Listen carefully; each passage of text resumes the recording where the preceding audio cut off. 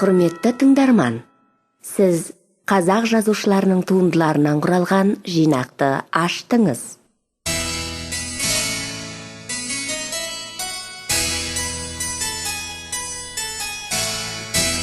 Қызықты әңгімелер әлеміне қош келдіңіз.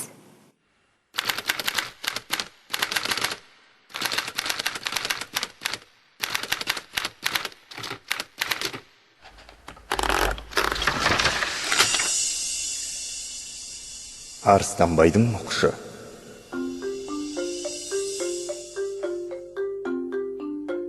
Төрт табақ, текегөз, шалбар бет қараны көрсең, бұл Арыстанбайдың мұқшы екен де қой.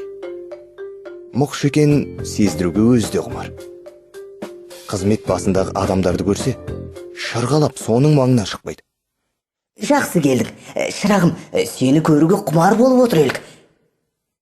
Деп, өзіңе жастық қоя сені мақтай сөйлейтін де бар. Кеңес үкіметінің жұмысына қасыққаным қалғанша дайынмын. Деп, белсенділік көрсететін де бар. Онда да түсіне алмай томарықтық істесең, Арыстанбайдың мұқшы дейтін белсенді кедейін мен болам. Деп, төсін қағып қоюдан да тайынбайды.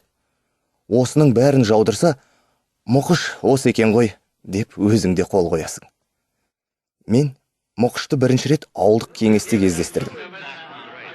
Ауылдың белсенділерін, комсомолдарын жинап алып, колхоздың өндіріс жоспарын істеп жатқанбыз. Екпінмен сен бұзғансың болып біреу кіріп келді. Әлгі өкіл қайда? Сіз боласыз ба? Деп маған төне түсті. Ал жұмысыңыз? Жұмысым. Белсенді керейім. Осы елдегі Арыстанбайдың мұқшы дейтін мен болам. Батырақтар көресінен колхозымызға орын келген екен. Соны маған жібер десем, бастығымыз жібермейді. Бастығымыз оңбаған неме, әкесінің әкесі бәдел қажыға барған кісі. Өзін түсіртіп тастамасам болмас. Түсін алмай қайта сұрап едім, мұқыш шатаққа салды. Сіздің мұныңыз төрешілдік, мұныңыз оңшыл мен солшылдық. Мен ізденетін жерді білем, сіздің үстіңізден де іздене аламын. Мұныңыз асыра сілтеу деп шалқаяқтайды. Біреу қисынсыз жала жапса, ісің ақ болса да бетіңе бір күрең тартпақшы ғой. Мұқыш кеткен соң отырған жолдастардан сөз тартып көріп едім, біріне бірі қарап жалтақтасты. Неге айтпайсыңдар? Айтсаңдаршы, деді Досан дейтін батырақ. Өзің неге айтпайсың? Деп былайғылары оған түйілікті. Досан жан-жағына бірер қарап алды да, Мұқыштың кеткеніне әбден көзі жетіп, мұқыштың осы еркелігі жетер. Мұқыштың күмәнін ашу керек. Мұның кім екенін білесіңдер ме? деді. Әй, білеміз ғой, деп отырғандар күрсінді. Сөз аралап кетті. Жұмыс тығыз, егіс басталғалы жатыр. Жоспарды бүгін қайтсек те бітіру керек. Мұқыш жайындағы әңгіме екінші кезекке ысырылып қала берді. Орталық партия комитетінің қаулысын түсіндіру туралы ауыл-дауыл өкіл қаптады. Еңбек колхозына жағалап мен де келдім. Бір бөлмелі ағаш үйді колхоз басқармасы кеңсеге алыпты. Кеңсенің іші жағалай орындық. Басқарма ағасы Сәлім дейтін жас жігіт екен. Дүрдеген салалы саусағын созып амандасты. Басынан аяғына шейін сүзе бір қарап шығып, нәтің батырақ болар-ау деген қорытындыға келдім. Оным дұрыс шықты. Басқарма мүшелерінің анкетін қарағанда, Сәлім кісі есігінде 10 жыл өмір өткізген болып шықты. Хат танимын. Майлықтан босағаным былтыр ғана еді. Колхоз мүшелер тапсырған соң болып отырмын, деп Сәлім жайын айтып мұңайды.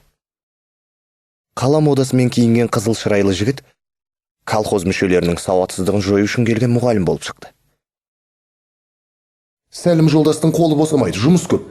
Әйткенмен түнге қарай оқытып, ептеп хаттантып келемін, деді ол.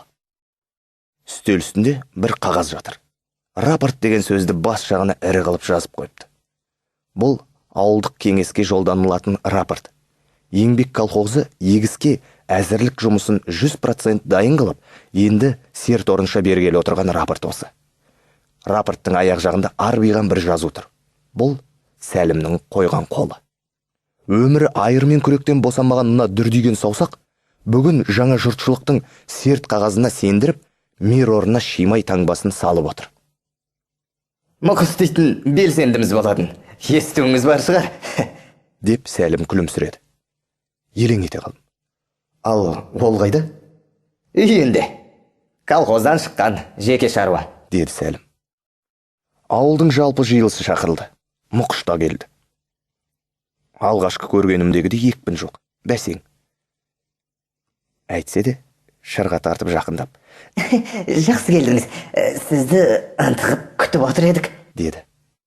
Баяндамадан кейін бірінші сұрауға Мұқыш жабысты.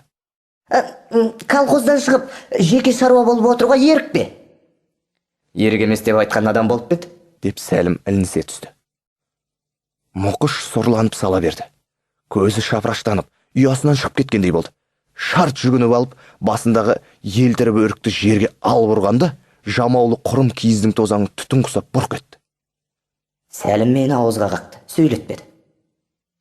Мұнысы асыра сілтеушілік, төрешілдік, мен ізденемін деді. Нені ізденеді? Зорлық көрсеткен бар ма? Қысым көрсеткен бар ма? Еңбек колхозының мүшелері талай жиылыста керісіп, ысылып қалғандар екен. Мұқыштың сөзбен додасын шығарды. Додаланған сөзден шыққан қорытынды мынау болды. 1. Арыстанбай атқа мінер, қу, ел жегіш парақор болған. Мұқыш соның ізімен жүрген. 2.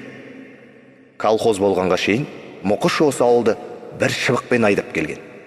3. Колхоз боларда 18 ірі қарасы бар екен. Колхозға кіргенде 3-ақ қарасы бар.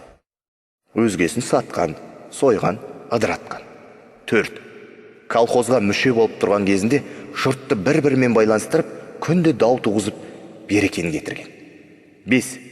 Орталық партия комитетінің хатын өзінше түсініп, басқаларды да өзінше түсіндіріп, 12 үйді колхоз қатарынан өзімен бірге айдап шыққан. 6. Колхоз құрылысы туралы